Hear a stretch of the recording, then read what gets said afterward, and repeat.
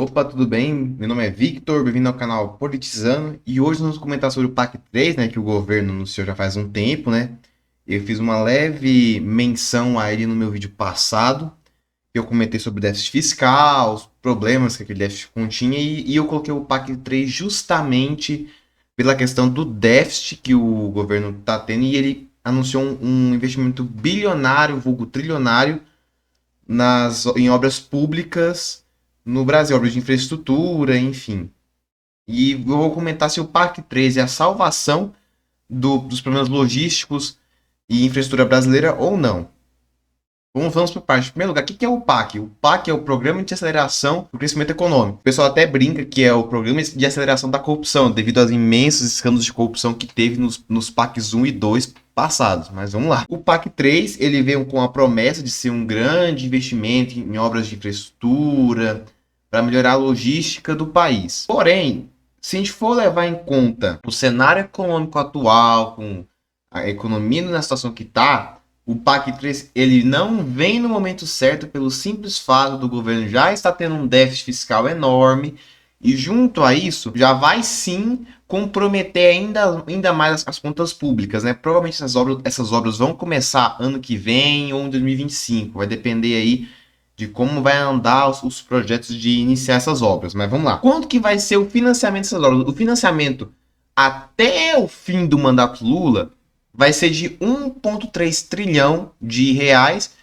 e outros 500 bilhões até 2028, porque vão ter algumas obras que vão passar o prazo do governo Lula, né?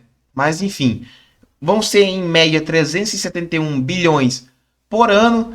As obras que foram anunciadas aqui pelo PAC, algumas são obras de restauração de rodovias, programa Minha Casa Minha Vida, gasodutos, plataformas de petróleo, essas coisas assim que foram basicamente anunciadas pelo PAC do atual governo. Alguns exemplos que eu posso citar aqui, como por exemplo, no Mato Grosso, vai ser a construção da BR-242, Gaúcha do Norte, construção da BR-158, contorno da terra indígena. Então, assim, são obras mais de infraestrutura mesmo, de logística do país. Tanto que, inclusive, em São Paulo, a gente vai ter a extensão da linha 2 verde do metrô. Só que o que acontece? A gente tem que deixar um parênteses bem claro aqui. O PAC, ambos foram vindos pelo governo do PT, pelo PAC 1, segundo mandato Lula, PAC 2, primeiro mandato Dilma, e PAC 3, Lula 3, terceiro mandato do Lula. Só que o que acontece? A gente tem um problema muito grande. O que aconteceu? Ao longo dos PACs que foram feitos, principalmente PAC 1, foram PACs que teve pouca conclusão de obras. A maioria das obras do PAC não foram concluídas. Tanto que eu posso até mostrar para vocês aqui um dado muito interessante, que os PACs custaram aos cofres públicos 700 bilhões, segundo o Tribunal de Contas da União, o TCU. O primeiro concluiu 9% das obras que ele começou. O PAC 1 terminou apenas 9%, e o segundo foi pior ainda. O segundo terminou só 2,26%. Ou seja, mas por que raios houve essa baixa conclusão de obras? Simples, corrupção. A Operação Lava Jato, que começou lá em 2013, 2014, pegou muitos esquemas de corrupção, Odebrecht, as empreiteiras, todo um monte de esquema de corrupção, superfaturamento de obras. Resultado, a maioria dessas obras foram paralisadas e muitas delas acabaram não voltando. Tem uma obra em específico que não faz parte do PAC, mas eu gostaria de citar para vocês como exemplo da marca de corrupção que era o governo do PT. E é simplesmente o Comperj. O Comperj deu um prejuízo de bilhões de reais. Ela era uma obra estimada em 30 bilhões de reais. Gastou-se 70 e não foi concluída até hoje. E esse ano mesmo, com esses grandes esquemas de corrupção vindos do governo do PT, o Lula ainda quer retomar a obra do Comperj. Ou seja, vai voltar de novo aquela corrupção.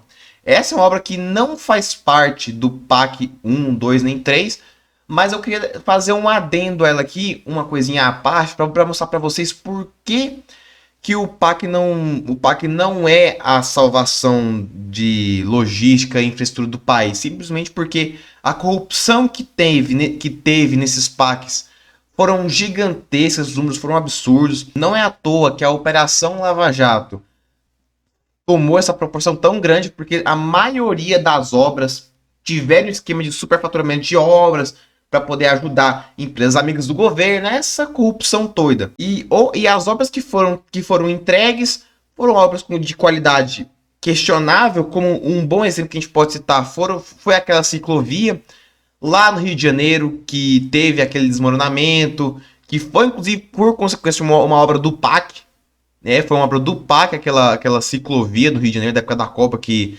desmoronou e teve aquele alvoroço lá, vocês devem lembrar disso. Lá na época de 2016, salvo engano, que ela foi na época das Olimpíadas no Rio. Então é isso, cara. O que eu posso alegar para vocês é o seguinte: o que é o PAC 3, em resumo? O PAC 3 não vai salvar o problema de logística que o Brasil tem, não vai ajudar em nada, vai voltar as corrupções provavelmente igual foram no PAC 1 e 2, vai voltar no 3. E, de novo, são orçamentos bilionários que o governo simplesmente não tem como manter pelo simples fato de já estar com déficit nas contas públicas explodindo lá em cima. E você ainda vem querer me gastar mais 331 bilhões com obras, sendo que você não tem capacidade financeira de aguentar os gastos atuais. Então é isso que eu tenho para poder falar sobre o PAC. Um dado muito interessante também é que o próprio PAC 2, né? Ele teve obras também do PAC 1 que também não foram concluídas também. Um exemplo também que eu posso citar também aqui é a Angra 3, né, aquela usina nuclear de Lago de Angra dos Reis, né, que nós temos Angra 1 e 2. Era para termos a 3, só que devido de novo a superfaturamento de obra, corrupção, enfim, o governo não terminou essa obra e está lá parado até hoje. Que era para ser uma alternativa às hidrelétricas, que hoje em dia no Brasil a gente é muito dependente de chuva para poder para a gente poder ter energia hoje no país. A ideia dessa Angra é tirar o sufoco, né, dessufocar a matriz energética de hidrelétricas, porque hoje em dia, se a gente tem uma seca, a gente tem um problema gigantesco de energia elétrica. Então, é isso. É bem provável que os esquemas de corrupção vão voltar, vamos ter basicamente uma nova operação Lava Jato, né?